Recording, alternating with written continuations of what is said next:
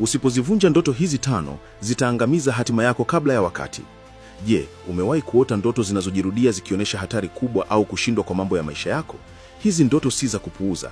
Hizi ndoto huashiria vizuizi vya kiroho, uchawi au madhabahu ya kifamilia yanayoweza kuangamiza hatima yako ikiwa hutachukua hatua mara moja.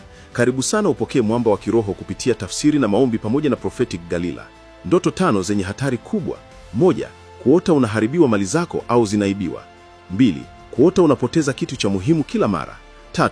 Kuona wafu wakikuangalia au kuongea nao. 4. Kuota unashindwa kumaliza kazi, mtihani au mpango. 5. Kuota unafukuzwa au kufukuzwa na wanyama, majini au roho. Chanzo: uchawi au laana ya kifamilia, vifungo vya kiroho vinavyokuzuia mafanikio. Adui anajaribu kukuzuia kwa nguvu zisizo za kawaida. Mambo ya kufanya: 1. Funga na omba kila usiku kuvunja kila roho ya kuchelewesha, laana au uchawi. 2. Tangaza neno la Mungu, Zaburi 23 mstari wa 1, Isaya 54 mstari wa 17.